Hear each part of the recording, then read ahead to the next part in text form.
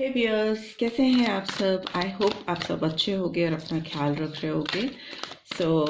आज की read general timeless and collective read है, सभी साइन वालों के लिए है। ठीक है। आज की रीड में आपके पर्सन के चैनल मैसेजेस जो हैं, जो मैसेजेस आपकी तरफ उनकी ओर से चैनल होना चाहते हैं, उनके बारे में जानेंगे।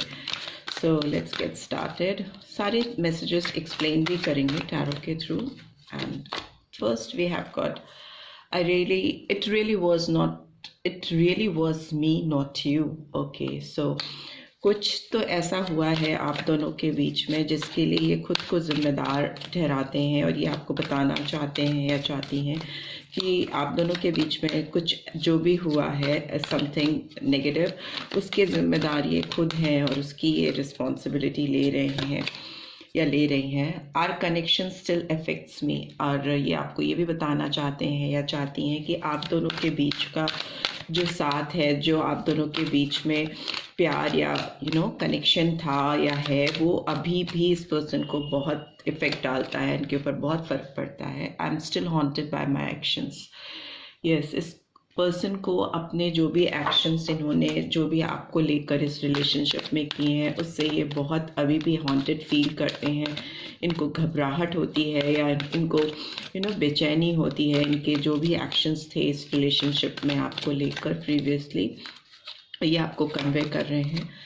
You are the only person who truly gets me. So maybe हो सकता है आप ही वो एक ऐसे इंसान हो जो इस पर्सन को पूरी तरीके से समझ पाते हो, इनके दिलो दिमाग को रीड कर पाते हो। No other compares to you. Yes, so हो सकता है कोई भी अभी तक इस पर्सन को आपसे अलग होने के बाद टिल नाउ कोई भी ऐसा नहीं मिला है जो आपको कंपेयर कर सके, आपकी तुलना में इनके सामने आ सके। I wish we could be together right now. और इनकी ये विश है कि आप दोनों कैसे भी जल्दी से जल्दी एक दूसरे के साथ अभी इस वक्त हो जाओ। तो ये मैसेजेस वो आपको चैनल करना चाहते हैं या चाहती हैं। इस तरह की फीलिंग्स इस पर्सन के अंदर से निकल के आ रही हैं मेरे व्यूअर्स के लिए। So let's see, it really was me not you का कार्ड क्यों आया है, इसको एक्सप्लेन करते हैं, फिर इनकी डीप फीलिंग्स भी जानेंगे आपके लिए। ओके, 6 ऑफ पेंटिकल्स का कार्ड आया है। Taurus, Virgo, Capricorn energy and June month हो सकता है इम्पॉर्टेंट बहुत सारे व्यूअर्स के लिए। सो यस, ये जो आप लोग के बीच में डिसबैलेंस क्रिएट हुआ है, उसको ये जो बैलेंस आउट नहीं कर पाए हैं या आप दोनों मिलके नहीं कर पाए हैं, उसका पूरा ब्लेम ये पर्सन अपने ऊपर ले रहे हैं या ले रही हैं। इनको लग रहा है कि ये बैलेंस आउट इनकी वजह से नहीं हो पाया।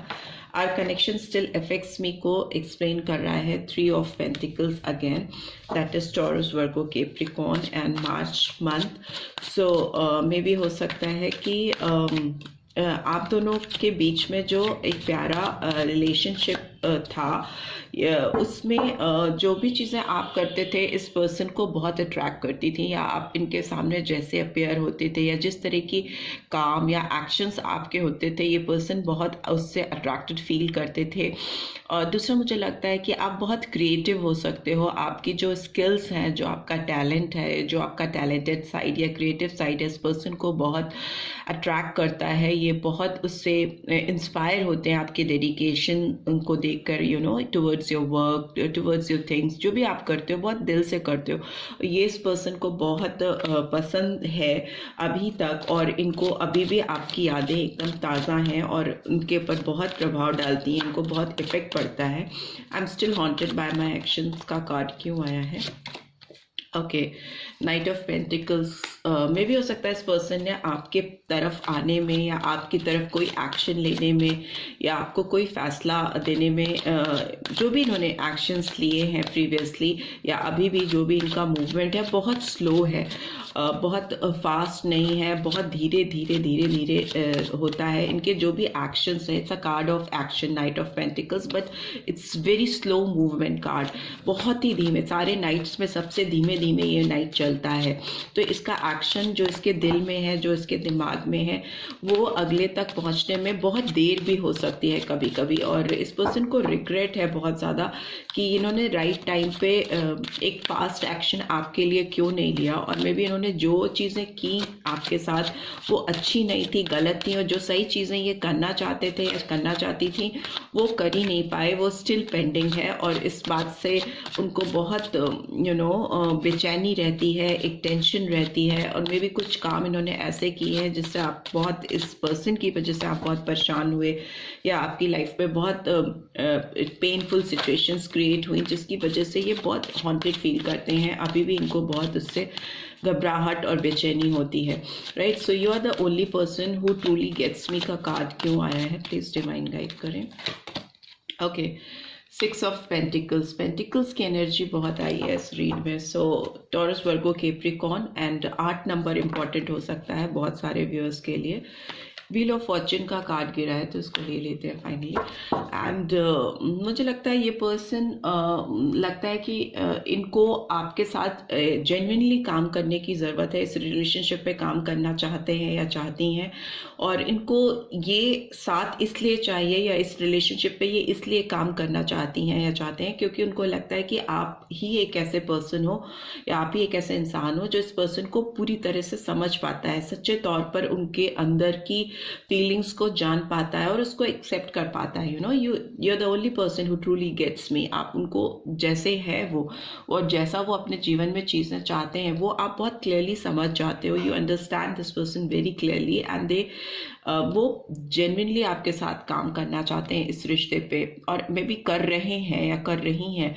आपको शायद विजिबल ना हो बट ये पर्सन ऑलरेडी काम कर रही है इस रिलेशनशिप पे, और ये एकदम फाइनल स्टेज पे है। इनका जो प्रिपरेशन है, इनका जो होमवर्क है आपकी तरफ बढ़ने का, वो एकदम फाइनल स्टेज पे है।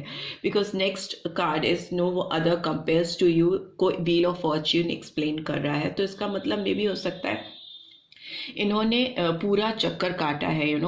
जब से ये आपसे दूर हुए हैं या डिपार्टेड हैं तब से इन्होंने एक पूरा चक्कर इनका चल रहा है। ये लोगों की सोच, लोगों की सर्च, लोगों के बीच में जाकर आपका रिप्लेसमेंट डेफिनेटली ढूंढने की कोशिश की है इस पर्सन ने, बट इनको अभी तक, आज तक कोई भी आपकी तुलना में मिला ही नहीं। No one can compares you. तो उस तरह की जो सोच थी इनकी आपको लेकर, उस सोच को मैचअप करने वाला आज तक इनकी ज़िंदगी में आया नहीं है।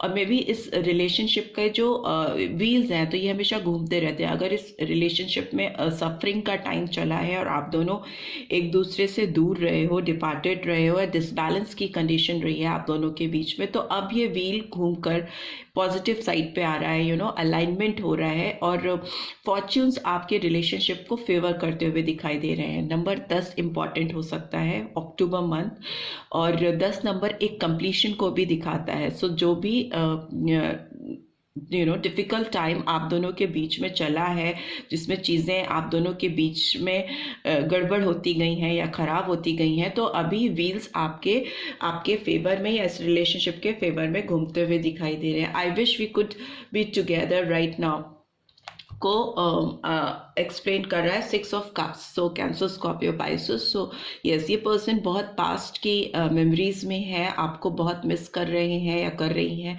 और वो चाहते हैं कि आप दोनों जल्द से जल्द एक साथ हो सको, जुड़ सको। एक कनेक्शन जो बीच में कहीं गुम हो गया, छूट गया, वो फिर से रीयूनाइट हो सके, रीयूनियन हो सके, और जल्दी चाहते हैं। ये यहाँ पे बहुत स्लो मूवमेंट्स है क्योंकि एक्शन नहीं ले पाई ये पर्सन राइट टाइम पे आपको लेकर। सो अभी ये थोड़ा चाहते हैं कि व्हील्स अलाइन हो, जल्दी जल्दी चीज़ें हो जाए, काम सारा इनका डन हो जाए आपको लेकर, इस रिलेशनशिप को लेकर, या जो भी अपनी ज़िंदगी में चीज़ें कर रही हैं, कर रहे हैं, और ये तुरंत भागकर आपके पास आए और एक साथ हो जाए, ऐसी फीलिंग्स हैं। एंड 5 ऑफ वॉन्ड्स की एनर्जी आई है, तो मे भी हो सकता है इस पर्सन के इंटरनल मेंटल कॉन्फ्लिक्ट्स बहुत रहे हो पास्ट में इस रिलेशनशिप को लेकर, जिसकी वजह से this person is still haunted by his own or her own actions. So दूसरा मुझे लगता है कि कई लोगों का इंटरफेरेंस हो सकता है। कई लोग हैं जो इस रिलेशनशिप में जंप करते रहते हैं, डिस्टर्ब करते रहते हैं, इनके दिमाग से खेलते हैं, या इनको मिसलीड करते हैं।